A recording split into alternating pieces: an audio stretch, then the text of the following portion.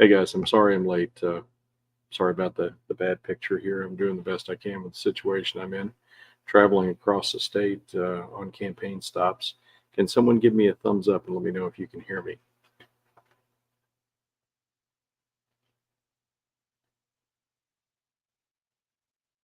All right. Well, I don't think we've got anybody online right now, but for those of you who will watch this at a later time, I really appreciate that. So tonight I want to talk about basically the state's responsibility. And I don't mean just the state of West Virginia, but the state in general.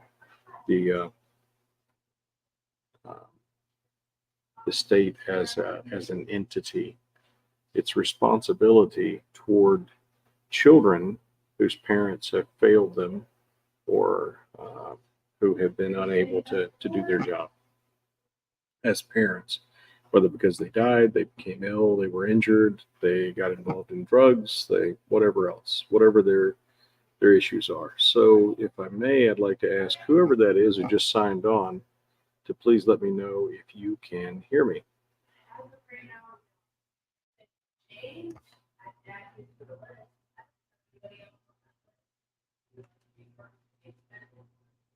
It looks like we've got a few people on. Can somebody give me a thumbs up? Let me know if you can hear me. Hey, Ike. I'm glad to hear that. How you doing, brother? All right, so let's drive on. I am sorry that I was late this evening. I was driving from Madison, way down in the southern part of the state, and I'm still not quite where I'm headed to, but I'm heading up to Morgantown because a good friend of ours, Ruth Burke, has set up a couple of events for tomorrow, and I wanted to get up there in time to, get some sleep and be ready for tomorrow and be at my best. Because frankly, I'm pretty whooped right now. Um, not just from the campaigning and all that kind of stuff, but uh, the the air condition is out of my car and it's pretty warm out there today, and that takes a little bit out of you. And then on top of that, when I was down in Madison, I basically there's sort of a ridge uh, where a lot of the houses are in Madison, and I went up and was knocking doors, and I walked up and down this ridge a few times, and so I'm a little tired, um, but it was a good day. Good day. It was a very successful day, and I was kind of hoping to get up to Morgantown before we had to do this, so I could be fresh and ready to go, and I'm not. I hope y'all don't mind. But what I'd like to talk about tonight, like I said, the title here is "Guards of Their Fate for the Wards of the State." I'm just trying to be, interesting there with what's going on. But if if a person is a ward or a guarded person, a protected person, a person who is dependent upon the state being the government in general, not specifically the state of West Virginia, although in this case, that's the most relevant one, state of West Virginia. Um, so if someone is a ward of the state, that means that the government is responsible for them, that the government has authority over them, that they are dependent upon the government. And it's very important to understand that those are all elements of the same concept. So if someone else is responsible for you, that someone has authority over you, and you are dependent upon them. That's how that system works. So it's like being a child, and you're dependent upon your parents, and because you're dependent upon them, they have authority over you, and because they have authority over you, they're responsible for you, and because they're responsible for you, they take care of your needs because you're dependent upon them. So I hope that makes sense. So we have minors, young people who uh, cannot depend upon their parents, whether because their parents have died, or become ill, or been injured, or gotten involved in drugs, or made some bad life choices, or whatever the issue is. And apparently, one would think that basically the idea is that there is no other relation who is available to care for these minors, and so they end up being dependent upon the state because They don't have family who can look out for them. So the idea is that the state has to have the authority to take care of these young people when their parents and the rest of their family fail them. So if the state is responsible for something, who does that mean is ultimately responsible? Who is what people are ultimately responsible if the state is responsible for something? The answer to that, of course, is you and me, we the people, because we formed the government. So if we form a government and delegate to it the authority to care for kids in our society who don't have the support and the care and the protection that they need, then we also have to provide them the authority and the power to look after these kids. Now, this is very important. Anyone who has authority must be accountable. To be accountable, there must be supervision. Does that make sense? All right, so who are the supervisors of these people, of these agencies, of these institutions? It's you and me again. So we are responsible. We have the authority to hold them accountable to the principles and to the standards that we as a society, we as a people, believe are acceptable. So I know y'all are probably very aware of a couple of recent events in West Virginia where some children have been failed. So let's talk first about if the state takes a child and places that child with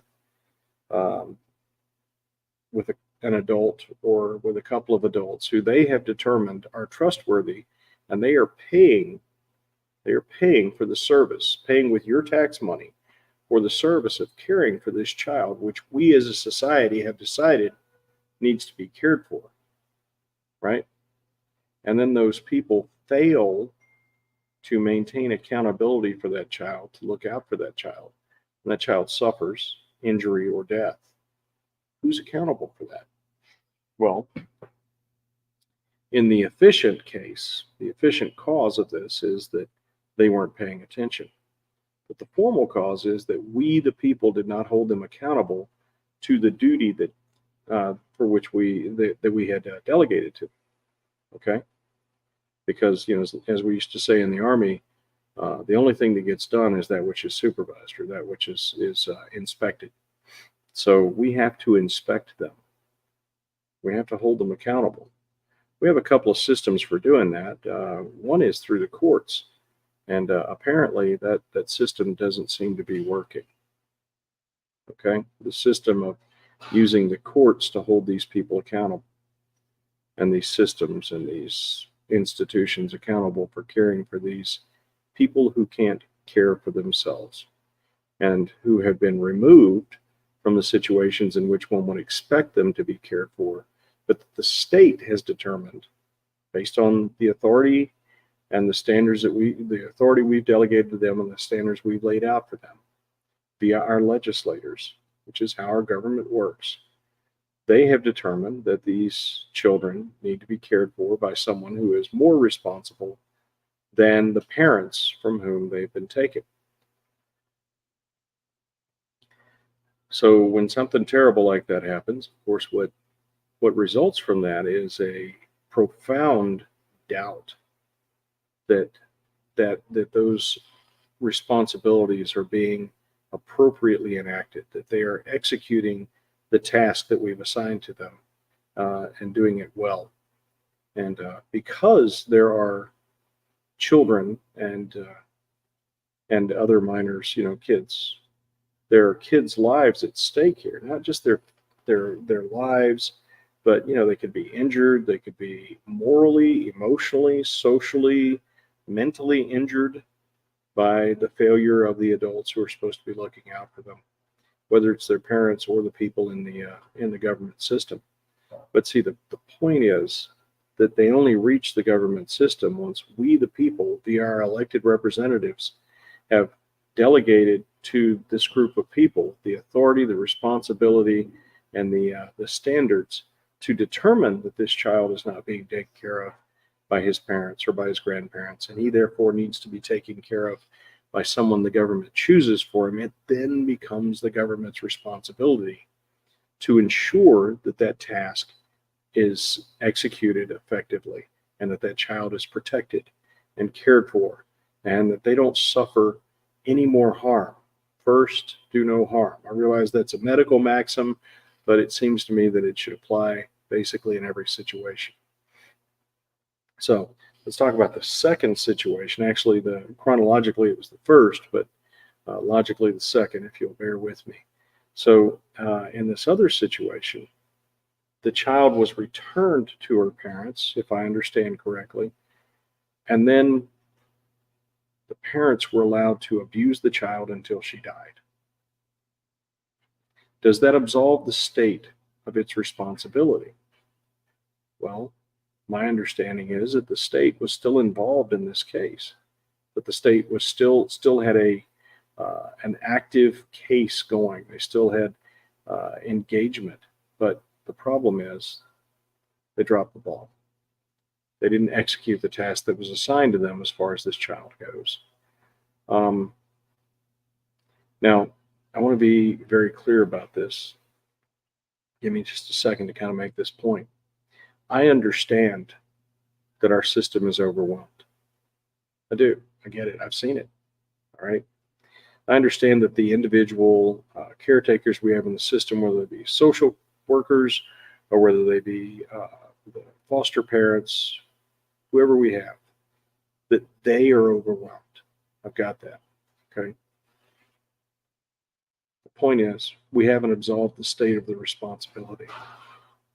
So, if we have laid upon the state a responsibility which they are incapable of executing, first of all, if they fail to execute it, we have to determine whether they are incapable of executing it in the current situation, or whether they have simply been negligent, or even more than negligent if they have engaged in hurting the children.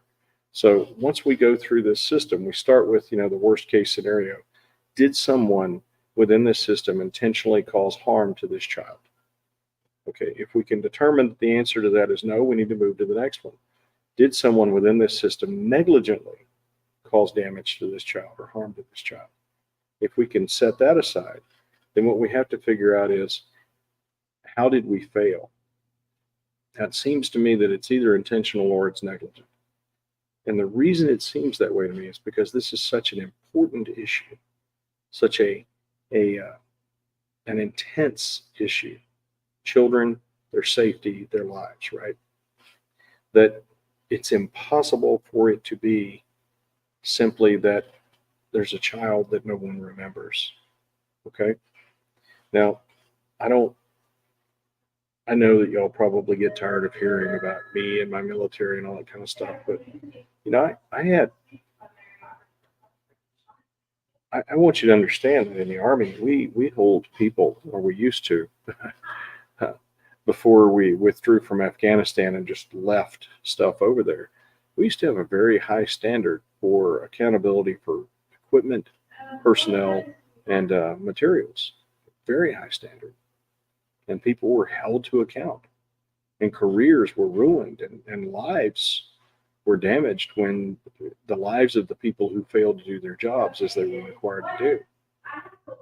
So what I'm advocating for is that same standard, or even a higher standard of responsibility, because we're talking about children's lives. We're talking about children who can't speak up for themselves, who don't know what's going on, who have no power, no authority, no capabilities to do anything about anything except try to write it out and then suffer. All right. So if we determine that it's not that our people are failing because they are trying to harm children, and if we can determine that it's not because they simply are not trying to do their job right, they're negligent, then we're left with the question of, do they have the resources they need? All right. And the resources can be anything from the space for the children to live, to the personnel to help the children out and keep track of them, to the opportunities to take them to medical and dental appointments, to, can they provide enough food for them and adequate and appropriate food and that sort of thing. I know all that's very straightforward and very simple, and it's very obvious to anyone who's got two brain cells firing simultaneously. So I hate to belabor the point. So if all of that is true, and it seems likely to me that all of the things I just laid out are true, if this, then that, and I think we can all follow the logic, then what is the cause? What is the reason that we're failing? And we have to know the reason we're failing so that we can address it, so that we can fix it. All right, so is it because we, the people, don't care enough about what's going on? Is it because we aren't engaged enough? Is it because we don't provide the guidance and supervision that our government agents need when they're dealing with children? Is it because we, the people, fail to provide them the resources that they need? Is it a combination of the two? Is it that we, the people, allow them to remove children from homes where perhaps they shouldn't be removed? Is it because we, the people, are not helping our neighbors to ensure that they are there for their kids? I don't know. It seems to me like all of these might be components of the issue and that they have to be dealt with. So I am working hard to find answers to these issues, but the fact is that I lack the data. You make me your chief executive and I will find the data. I will audit everything they do. I will figure out what the real issues are, whether it's that we need to fire everybody and start all over, or whether it's that we need to dump a bunch more money into it, or whether it's we need a combination of more resources or better resources, more personnel, and better oversight. I don't know. We need to really tear into this because this is not a joke. These are children's lives. All right, so I'm going to leave that there because I don't have a comprehensive answer. I have some ideas, but I have not built them into a comprehensive answer yet, and I am very interested in what you have to say about it. So y'all let me know what you're thinking. Very interested in your input here. Somebody have personal experience? All right, while we're waiting, I'll just offer y'all some anecdotes that I've picked up while traveling around the state. Wonderful family who really wanted to help out and foster a child who found out that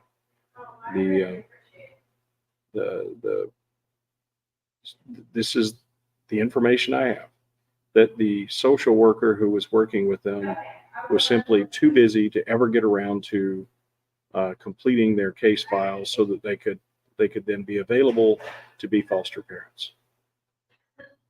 I have had others who've told me that they specifically were denied because the caseworker, the social worker, disagreed with their perspective on life. They would mention that they were of, a Christian background, and they were told, well, we don't want people like you because people like you will not raise children in a way that allows them to be who they want to be. I also was told about a family who had 3 children, I believe it was. They took in 2 foster children. One of the foster children later accused the family of doing things that should not be done to people. And at CPS, without really investigating, it showed up and not only took back the 2 foster children, but actually took their 3 natural children, and they haven't seen them in over 5 years. So I haven't been able to verify the claims of any of these people yet, but I will tell you that they're people who I cannot imagine why they would lie to me about that, and who were asking for help which I could not give because I'm not in office. But very much would like to look into these things and find out what's really going on. I think that everyone should know what's really going on because, this is our society. We own this thing. It's our government. We own it. It's our resources that are being used, and it's our neighbors' kids. And we owe it to them. We owe it to ourselves. We owe it to our children to figure out what's going on here. All right. I don't see any comments. Really hoping somebody will say something to spur some thoughts for me. Let me know what you think.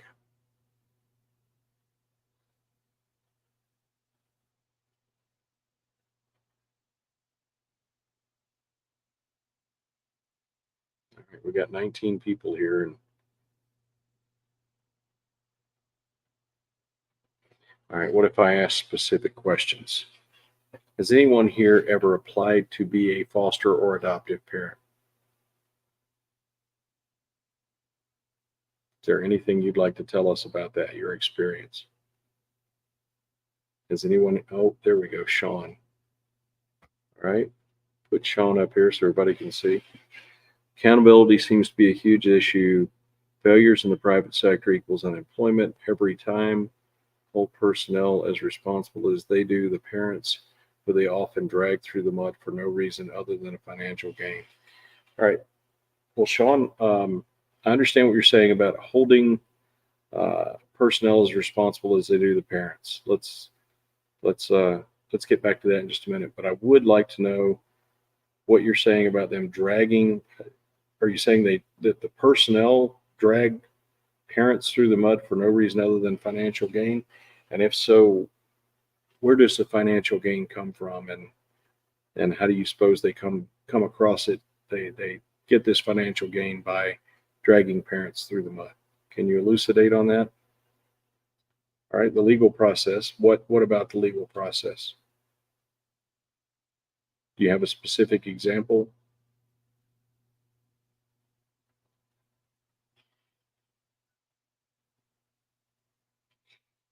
So you're saying, I think what you're saying is natural parents who lose custody of their children to the state because the state takes them through the legal process, and you're saying they drag the parents through the mud. And again, I'm guessing here. I need you to validate or correct me here. So the natural parents lose custody of a child because you're saying they drag them through the mud. Are you saying that they are dishonest, that they lie about the parents? And do you have any evidence, at least anecdotal evidence, to support that idea?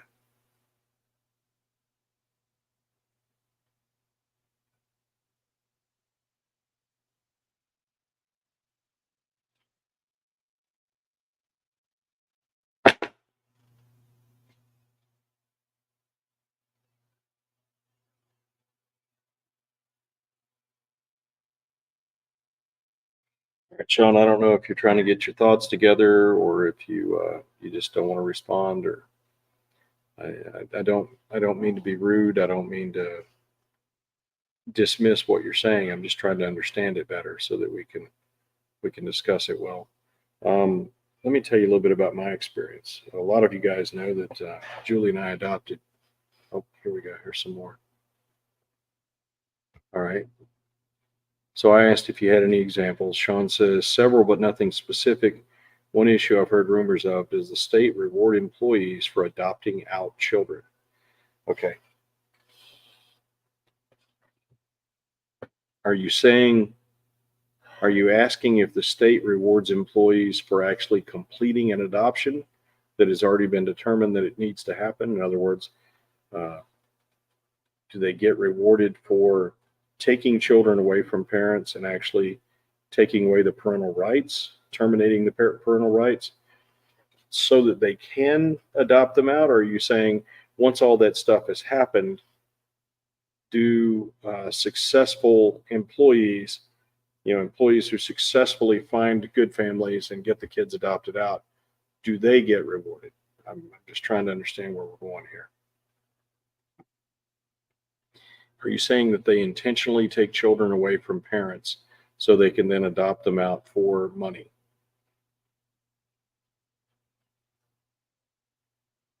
And I understand you're talking about rumors you've heard rather than stating an emphatic fact.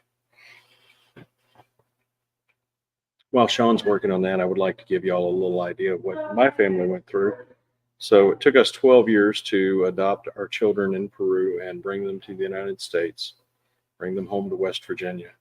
There are a couple of reasons that took place, but it's important to note that I wasn't sitting in West Virginia and decided I was going to go to Peru to see if I could adopt some kids. I lived in Peru, lived there, and happened to know this woman and convinced her to not go through with her intent to have an abortion.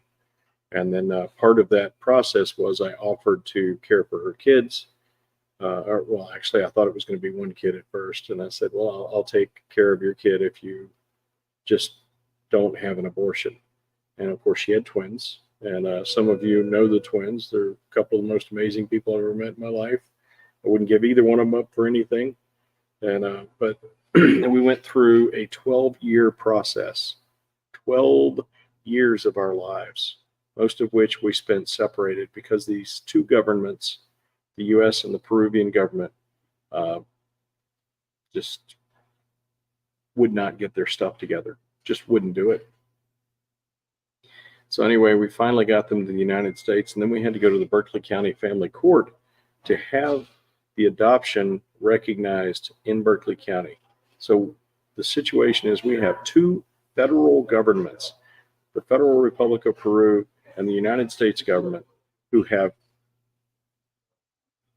been up our noses. They've been all up in our business. They know everything about us, top to bottom, beginning to end. They know everything there is to know about us. And they have finally, after 12 years, said, okay, you know what? These folks are okay. These kids should go home with them. And then we got to Berkeley County and we were told, well, we have to do our process here. We have to do our own inspections and our own studies. And I was like, here are, I paid tens of thousands of dollars to have this information from Peru translated by a formal translator just for you. And yet you're still playing silly games with me. And it went beyond that because there was I can't remember what they're called, but a child advocate who was appointed for the kids that I've known since before they were born, who've lived in a home that I provided since before they were born, who, I have loved their entire lives. And finally, after 12 years, the bureaucrats relented and let us bring them home. And then we end up with this child advocate who takes my children away into other rooms in our house where I can't talk to them, and then shows up and says, oh, they're very unhappy. They don't want to be here. So we ended up in court, and she made her report to the court. My daughter said to me, and by the way, this was in English because my kid's native language was Spanish. She looked at me and said, Dad, why is that lady lying about me?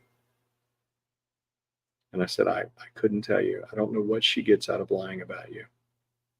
And then, a week or so later, I got this bill for over $4,000 so that I could pay this wonderful child advocate for helping us out so much. Now, I know that's nothing compared to what some folks are dealing with. So there's my story, in case you were interested. Meanwhile, Sean says, correct on the latter. Feel that bonuses are paid to complete adoptions, motivator to take child normal. Thank you for clarifying, Sean. Well, if that is a valid assessment of the situation, that's pretty freaking horrific, don't you think? Now, look, there are kids who should not be with their natural parents. I think we've seen that recently and understood that. There are adults who lack the capability or the will or the love or whatever it is that they lack that doesn't allow them to take care of their children. And those children don't deserve to live that way. And it's not just about deserve. Here's where the government has the right to be involved. The government exists for no reason other than to secure the natural rights of each person. And if that person's natural rights are being infringed upon, it's the government's job to protect them. So if it's a minor who is incapable of just walking away from the house, who's incapable of defending himself, who is dependent upon the person who's abusing him, the government has a vested interest in rectifying that situation. And I think we can all accept the idea that on occasion, the only way to protect that child's rights is to remove the child from the home. I understand that. I think that is an absolute fact. But the only motivation for doing that should be to protect the child's rights.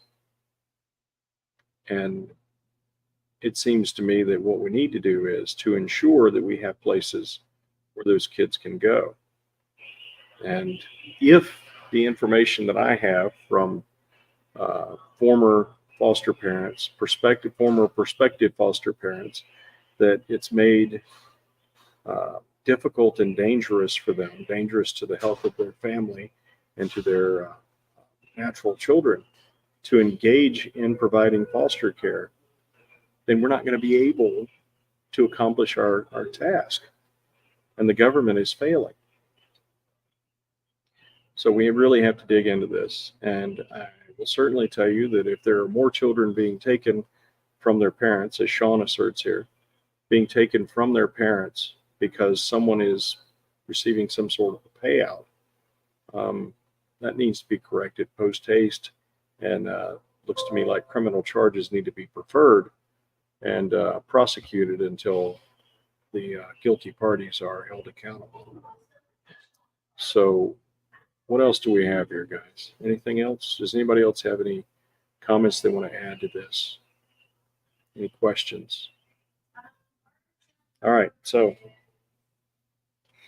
as I think you've probably heard me say a few dozen times, make me the chief executive, the chief of the executive branch of this state government, and make me the governor, and I will dismantle all of this, pull it apart into little bitty bits, and figure out exactly where the breakdowns are, and then we'll address them. We will address them effectively. So, I'm sorry, I know I'm usually a little more engaging, but I got to tell you, this whole issue here just really wears me out. I hate thinking about children being in situations like that. And it takes a lot out of it, and I'm sure it does you too. So unless anybody else has anything else right now, I know we have not exhausted this topic. We're not even close to it. There's a lot more that needs to be said and done, but we need to figure this out. We can't let this go. We can't just sweep this under the rug. We can't let them distract us from this. We need to tear this apart. We own this government. We the people are morally responsible to ensure that these kids are taken care of. We've got to figure this out. Thank you very much. You'll have a nice evening.